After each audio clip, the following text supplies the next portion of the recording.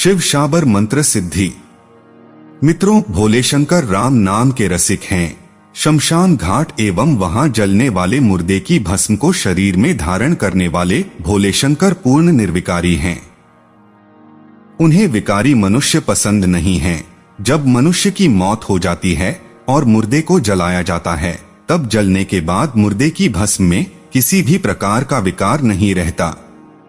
मनुष्य के सारे अहंकार तन के साथ जलकर भस्म हो जाते हैं। तब भोलेनाथ उस निर्विकारी भस्म को अपने तन में लगाते हैं।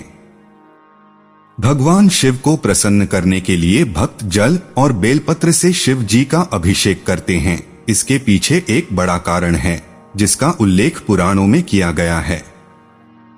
शिव पुराण में उल्लेख मिलता है कि सागर मंथन के समय जब हालाहल नाम का विष निकलने लग, तब विष के प्रभाव से सभी देवता एवं जीव जंतु व्याकुल होने लगे। ऐसे समय में भगवान शिव ने विष को अपनी अंजुली में लेकर पी लिया।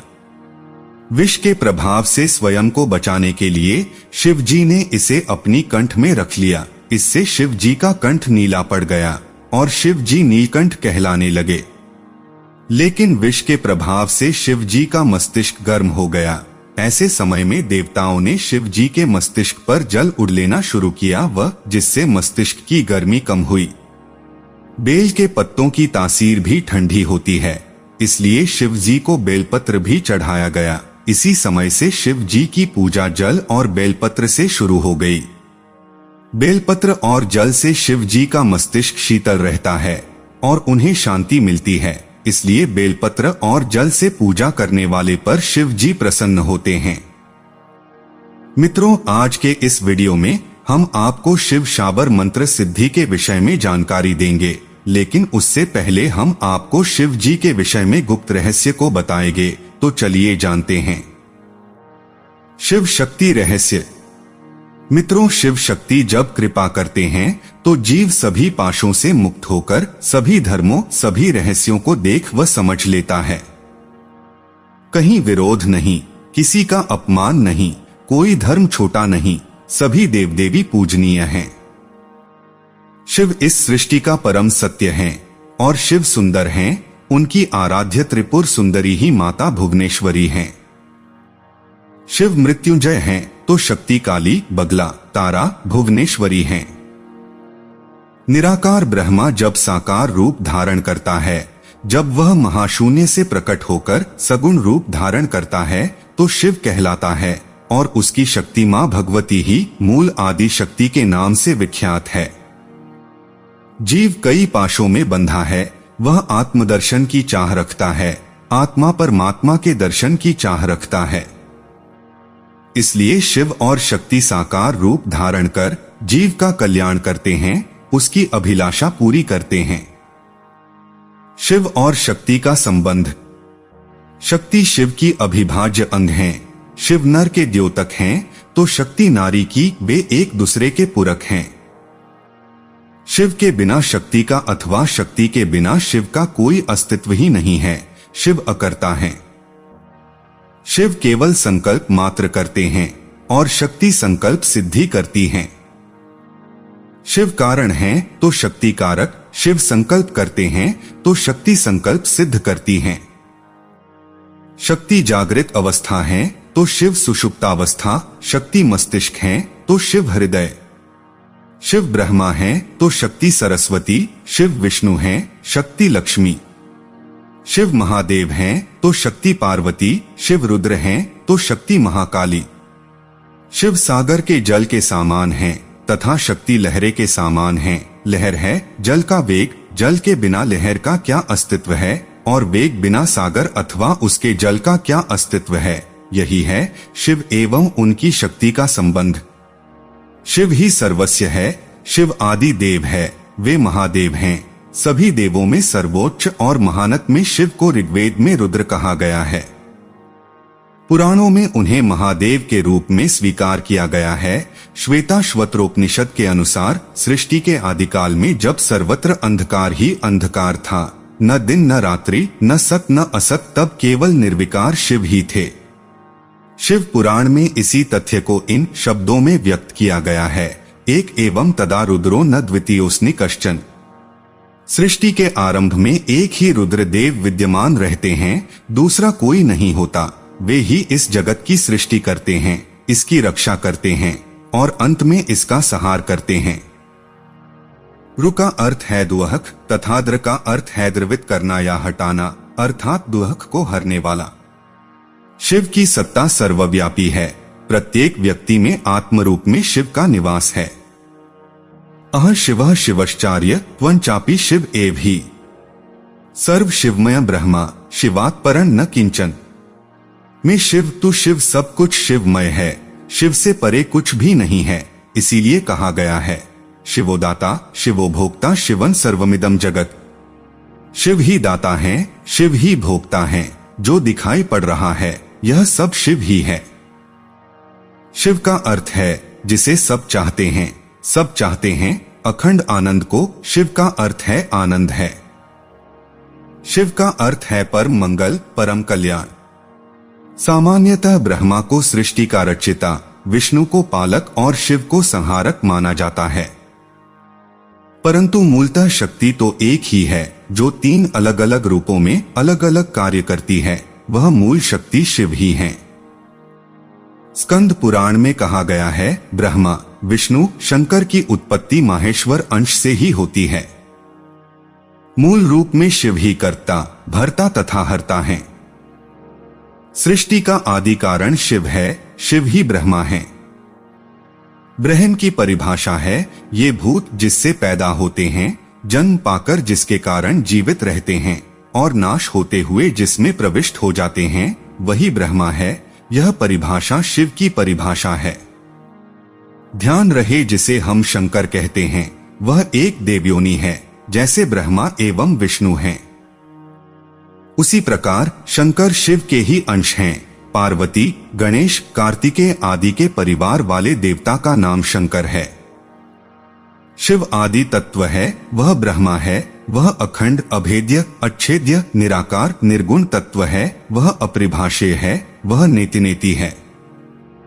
शिव की स्वतंत्र निजी शक्ति के दो शाश्वत रूप उसकी प्रापंचिक अभिव्यक्ति में प्रतीत होते हैं, जिन्हें विद्या तथा अविद्या कह सकते हैं। इस प्रापंचिक ब्रह्मांड व्यवस्था में परमात्मा के पारमार्थिक आनंदमय स्वरूप को प्रकट करने वाली शक्ति विद्या कहलाती है तथा परमात्मा की प्रापंचिक विभिन्नताओं के आवरण से अवगुंठित शक्ति अविद्या कहलाती है। परमात्मा की अभिन्न शक्ति के ही दोनों रूप हैं, नाना आकारों में उसकी ही अभिव्यक्ति है। यह अभिव्यक्ति उसकी शक्ति का विलास है, लीला है। यह ब्रह्मांड परमात्मा की निजी शक्ति का व्यावहारिक पक्ष है। पारमार्थिक पक्ष में परमात्मा पूर्णतया एक है, एकं द्वितीयो नास्ति। उसके चरम सत और चित में कोई भेद नहीं, उसके स्वभाव में कोई द्वैत एवं सापेक्षता नहीं। यहाँ वह चरम अनुभव की अवस्था में है, जिसमें स्वनिर्मित ज्ञाता ज्ञेय का कोई भेद नहीं है। परमात्मा का यह स्वरूप प्रकाश स्वरूप है, प्रलय है। अतः शिव के निर्गुण एवं सगुण दोनों ही स्वरूप स्वीकार्य हैं। जो सृष्टि में है वही पिंड में है, इसलिए यथा पिंडे तथा ब्रह्मांडे। समस्त शरीरों का अंतिम आधार एक परम आध्यात्मिक शक्ति है, जो अपने मूल रूप में अद्वैत परमात्मा शिव से अभिन्न एवं तद्रूप है। समस्त शरीर एक स्वतः विकासमान दिव्य शक्ति की आत्माभिव्यक्ति है। वह शक्ति अद्वैत शिव से अभिन्न है। वही आत्म चैतन्य आत्मानंद अद्वैत परमात्मा अपने आत्म रूप में स्थित होती है, तब शिव कहलाती है। और जब सक्रिय होकर अपने को ब्रह्मांड रूप में परिणत कर लेती है तथा दिक् काल सीमित असंख्य पिंडों की रचना, विकास तथा संहार में प्रवृत्त होती है तथा अपने को अनेक रूपों में व्यक्त करती है, तब शक्ति कहलाती है। यह शक्ति पिंड में कुंडलिनी के रूप में स्थित है। यही शक्ति महाकुंडलिनी के रूप में ब्रह्मांड में स्थित है। इस प्रकार परमात्मा जो परमेश्वर हैं और स्वयं को व्यष्टि शरीरों में विश्व रूप से प्रकट करते हैं, प्रत्येक सीमित व्यष्टि शरीर में या घट-घट में चित स्वरूप में विराजते हैं। आकार की सीमाओं के कारण ही आत्मा जीवात्मा का रूप धारण कर दुख सुख व संताप भोगती है। शिव पूजा के रूप में हम शिवलिंग की पूजा करते हैं। इसका क्या रहस्य है, आइए जानते हैं। मित्रों, शिव पुराण, लिंग पुराण एवं स्कंद पुराण में लिंगोत्पत्ति का विस्तार से वर्णन है। स्कंद पुराण में कथा है, वर्तमान श्वेत वाराह कल्प से जब देवताओं की सृष्टि समाप्त हो गई, युग के अंत में स्थावर जंगम सब सूख गए।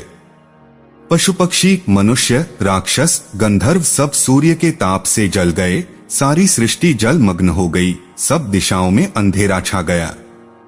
ऐसे समय में ब्रह्मा जी ने भगवान विराट को नारायण रूप से क्षीर सागर में शयन करते देखा। ब्रह्मा जी ने नारायण को जगाया।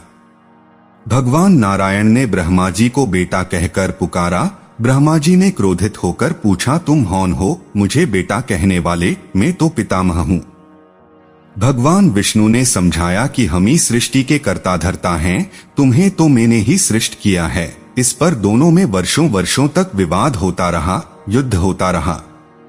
इसी समय उनके सामने प्रचंड अग्नि का एक महास्तंभ प्रकट हुआ, जो ऊपर नीचे अनादि और अनंत था।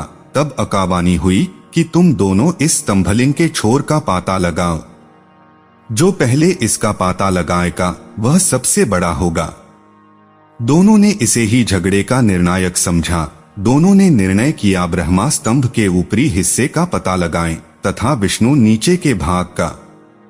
ब्रह्मा ने हंस का रूप धारण किया तथा विष्णु ने बाराह का रूप धारण किया। दोनों ने 1000 वर्ष तक उस ज्योतिस्तंभ का अंत पा लेने की चेष्टा की, पर पार नहीं पा सके। अंत में हार कर उस ज्योतिर्लिंग की दोनों ने प्रार्थना की, पूजा की। भगवान शिव प्रकट हुए तथा उन्होंने स्पष्ट किया कि ब्रह्मा, विष्णु एवं रुद्र तीनों की उत्पत्ति महेश्वर के अंश से ही होती है। तीनों अभेद हैं, तीनों समान हैं। इस कथारूपक के कुछ तथ्य उभरे हैं। सृष्टि का अनादि तत्व शिव है। यही कारण है सृष्टि, स्थिति एवं प्रलय का। आगे वीडियो में आपको शिव शाबर मंत्र प्रदान कर रहा हूँ, जो अत्यंत गोपनीय है और आपको प्रदान करना यह मैं शिव प्रसाद समझता हूँ, जो आपके जीवन को बदल देगा। शिव शाबर मंत्र सिद्धि। भगवान शंकर ने यतिनाथ अवतार लेकर अतिथि के महत्व का प्रतिपादन किया था। उन्होंने इस अवतार में अतिथि बनकर भील दंपत्ति की परीक्षा ली थी, जिसके कारण भील दंपत्ति को अपने प्राण गंवाने पड़े। धर्म ग्रंथों के अनुसार अर्बुदाचल पर्वत के समीप शिव भक्त आहुका भील दंपत्ति रहते थे। एक बार भगवान शंकर यतिनाथ के वेश में उनके घर आए। उन्होंने भील दंपत्ति के घर रात व्यतीत करने की इच्छा प्रकट की। आहुका ने अपने पति को गृहस्थ की मर्यादा का स्मरण कराते हुए स्वयं धनुष बाण लेकर बाहर रात बिताने और यति को घर में विश्राम करने देने का प्रस्ताव रखा। इस तरह आहुक धनुष बाण लेकर बाहर चला गया। प्रातः काल आहुका और यति ने देखा कि वन्य प्राणियों ने आहुक का मार डाला है। इस पर यतिनाथ बहुत दुखी हुए। जब आहुका अपने पति की चिताग्नि में जलने लगी तो शिवजी ने उसे दर्शन देकर अगले जन्म में पुनः अपने पति से मिलने का वरदान दिया और इस प्रकार शिव का वह रूप यतिनाथ के नाम से प्रसिद्ध है। भगवान यतिनाथ जी के शाबर मंत्र सबसे ज्यादा जंगलों में रहने वाले भील समाज में आज भी बहुत श्रेष्ठ मंत्र माने जाते हैं।